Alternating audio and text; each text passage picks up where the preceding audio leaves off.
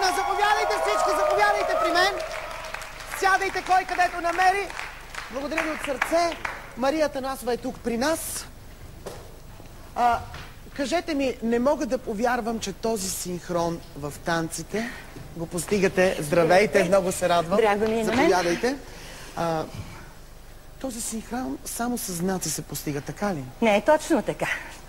Не е точно така, Васко. Освен знаците, има една много дълга работа, едни много дълги уморителни репетиции, за които понякога ме намразват, сигурна съм. И не само мен, а и... Ама ти танцуваш заедно с тях.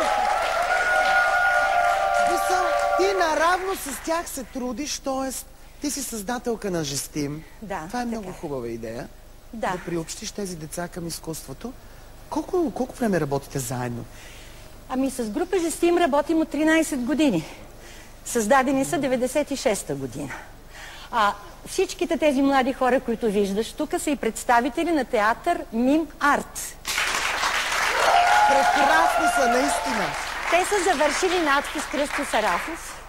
Тоест вие играете и представления, нали така? Точно така. И представления. Имаме 4 пиеси в репертуара си. Играем в театър София, в театър Зад канала и във всички културни домове. Добре, аз разбрах, че едни от вас учат, други работят. Да. Ще се представите ли всъщност? Да започнем? Да не говорим вместо вас. Аз се казвам Нури. Работя и в група Жестим, и в театър Мимарт като актьор.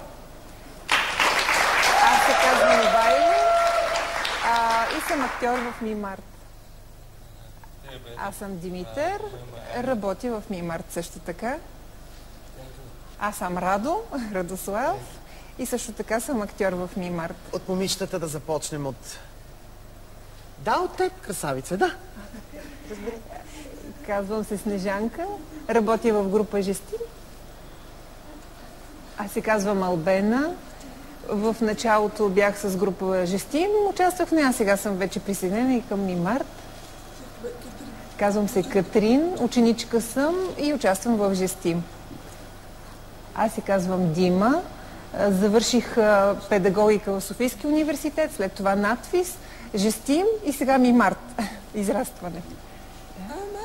Аз съм Анелия, работя с група Жестим и съм актриса в Мимарт. Аз се казвам Иван. В момента съм студент по пантомима, тази година завършвам. А сега в момента работя като бъдещ актьор на Мимарт, но и наравно. Красавицата. А това е нашата хореографка Елена Султанска. Позволявам се аз да я представя, защото няма микрофон. С прозвището Бали. Искам да ви питам, този жестомомичен език международен ли е? Специално този, на който ние интерпретираме песните, си е наш български. Но има международен, който се нарича жестуно.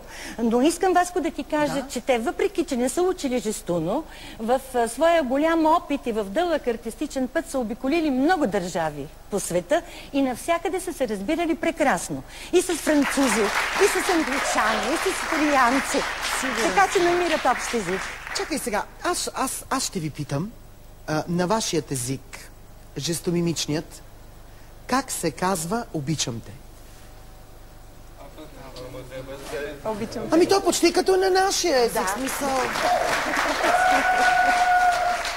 Добре, а как се казва, много ми харесва шоуто на Азиз, да кажем? Да.